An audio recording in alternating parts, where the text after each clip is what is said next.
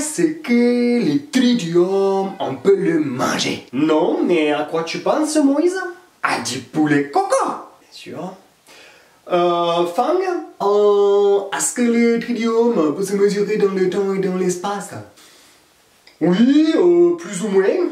Le yin et le yang, c'était le yin et le yang des chrétiens. Alors, je ne connais pas bien ta philosophie, mon petit Fang, mais non, je suis pas certain. Bon, suivant. Est-ce que le tridium, on peut le...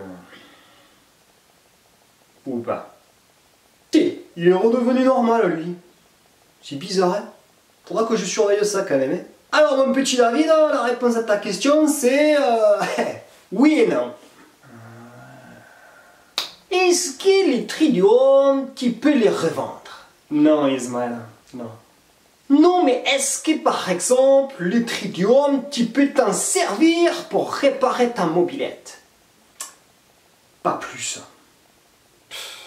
Bon, on arrête là les dégâts directs et on va faire une petite explication, hein, je crois c'est mieux. Bonjour et bienvenue à chacune et à chacun, nous sommes réunis au nom du Père et du Fils et du Saint-Esprit. Amen. Nous sommes le jeudi saint, le jeudi 7 avril, et nous sommes le premier jour du Triduum Pascal. Mais qu'est-ce que le Triduum Pascal? Triduum signifie tout simplement 3 jours. Il s'agit pour les chrétiens du jeudi, du vendredi et du samedi avant le dimanche de Pâques. Oui, enfin, c'est pas si simple. Parce qu'en réalité, cela va de la messe de la Seine... La Seine, la Seine, la Seine... Non, pas celle-là, non. Donc, je disais, de la messe du jeudi soir jusqu'au vêpres du dimanche soir, soit 4 jours ouvrés, voilà. Ça, c'est notre conception des choses, parce que chez les juifs, c'est pas tout à fait pareil. En effet, Gus, car pour les juifs, le jour commence à la tombée de la nuit du jour d'avant. Donc, le jeudi soir, si c'est déjà la nuit, c'est donc le vendredi, premier jour, du vendredi soir au samedi soir, deuxième jour, et du samedi soir au dimanche soir, troisième jour. C'est plutôt simple, non? Non, ce n'est pas si simple. Mais au final, est-ce le plus important? Le plus important n'est-il pas de savoir que nous sommes au cœur du mystère de notre salut? Nous sommes au moment où Jésus va accomplir ce pourquoi il est venu sur terre. Pour nous sauver! Oui, en passant par la mort de la croix, Jésus va prendre sur lui tous nos péchés et les anéantir par sa résurrection. Décryptons rapidement, si vous le voulez bien, le programme de ces jours saints.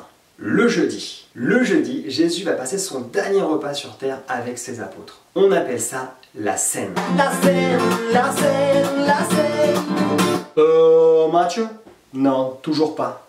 C'est un grand moment pour les chrétiens, en particulier pour les prêtres, car c'est le jour de l'institution de la messe. C'est le jour de la première messe. En effet, à chaque fois que nous allons à la messe, c'est comme si nous allions au dernier repas que Jésus avait pris avec ses disciples. Ah, d'accord. C'est aussi le moment que choisit Jésus pour laver les pieds de ses apôtres et nous léguer le plus grand bien qu'il possédait, la miséricorde. Il va aussi, ce soir-là, faire une grande prière à son Père, nous demander d'être unis les uns avec les autres. Il va angoisser jusqu'à suer du sang, parce qu'il va se sentir séparé de son Père. Et enfin, il va se faire arrêter, trahir par Judas, régner par Pierre. Oh là là là là là. Voilà pourquoi l'Église propose un temps d'adoration eucharistique à la fin de la messe, pour prier, pour être en tête-à-tête avec Jésus. Le vendredi saint, on y reviendra, c'est le jour le plus terrible pour les chrétiens. C'est le jour où Jésus va être flagellé, torturé, insulté, bafoué, où il va devoir porter sa croix dans tout Jérusalem avant d'y être crucifié et de mourir. Non, vraiment. Dieu, lui, l'Éternel, va connaître la mort. Le samedi saint, c'est le jour de l'attente. Il ne se passe rien. C'est le grand silence. Comme si tout était éteint, tout est feutré, tout est en veille. Et enfin, le samedi soir, c'est la vigile pascale. Oups là, je vous récupère tout de suite avant de vous perdre de nouveau, hein, d'accord?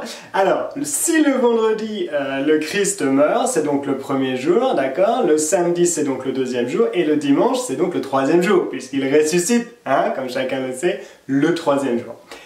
Mais comme expliqué antérieurement, Le dimanche commence donc le samedi soir. Voilà pourquoi les chrétiens font la vigile pascale le samedi lorsque la nuit est déjà tombée. C'est relativement ça. La célébration la plus importante de toute l'année, puisque nous y fêtons la résurrection du Christ, la victoire de Dieu sur la mort, la victoire de Dieu sur toutes nos morts. Revenons à aujourd'hui et préparons nos cœurs au repas de ce soir auquel nous invite Jésus lui-même. Que Dieu vous bénisse et vous garde, qu'il fasse resplendir sur vous son visage, vous accorde sa grâce et vous donne sa paix. Au nom du Père et du Fils et du Saint-Esprit. Amen. Je vous souhaite une excellente journée, une excellente soirée, un très bon Triduum pascal et je vous dis à demain. Bon, maintenant que vous savez ce que c'est le Triduum pascal, eh bien, il vous reste plus qu'à le vivre. Et croyez à mon témoignage, si jamais vous rentrez dans l'expérience, ça risque de changer vos vies de manière très positive. Alors mes amis, l'expérience, osez-la. À toi nos cœurs Christ notre roi, à toi nos cœurs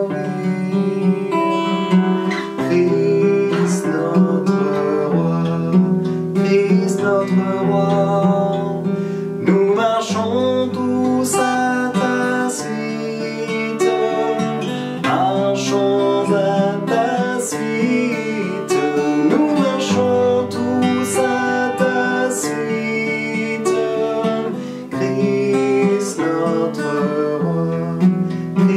notre roi, à toi nos cœurs, nos vies, Christ notre roi, à toi nos cœurs, nos vies, Christ notre roi, nous marchons tous à ta suite, marchons à ta suite, nous marchons tous à ta suite, Christ notre roi, à toi nos cœurs, nos vies, Christ notre